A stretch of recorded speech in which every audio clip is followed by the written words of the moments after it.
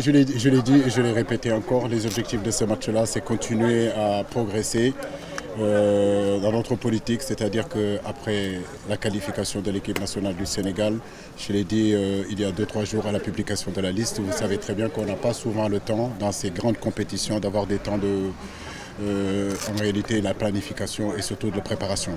Donc du fait qu'on n'a pas beaucoup de temps de préparation dans les grandes compétitions, je pense qu'on a eu la chance de se qualifier.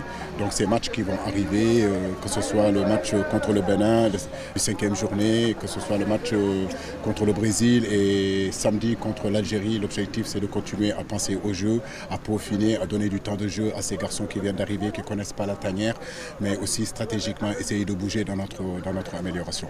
Si vous voulez, le groupe est au complet. Formose a eu un petit pépin à la cheville, mais normalement je pense que ça devrait quand même aller. Idrissa, comme vous le voyez, il est en pleine forme, il est venu nous rejoindre avec Abdou Diallo.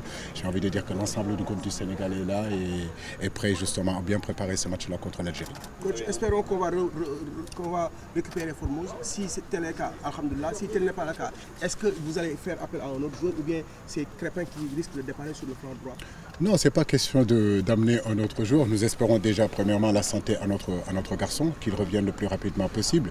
Mais en réalité, dans cette équipe nationale, vous avez bien vu qu'il y avait vraiment beaucoup de possibilités. Il n'y a pas que Crépin et comment dirais-je encore, et Formose. Je crois que la chance qu'on a aujourd'hui, c'est qu'on a un groupe que tu sais, il y a une certaine polyvalence qui est là selon les systèmes qu'on va jouer. Si on n'a pas assez de latéraux, nous savons que nous pouvons jouer à 3 aussi derrière. Mais en réalité, le poste n'est pas important. Ce qui est important, c'est surtout la mentalité que vous allez mettre dans le poste où vous allez jouer.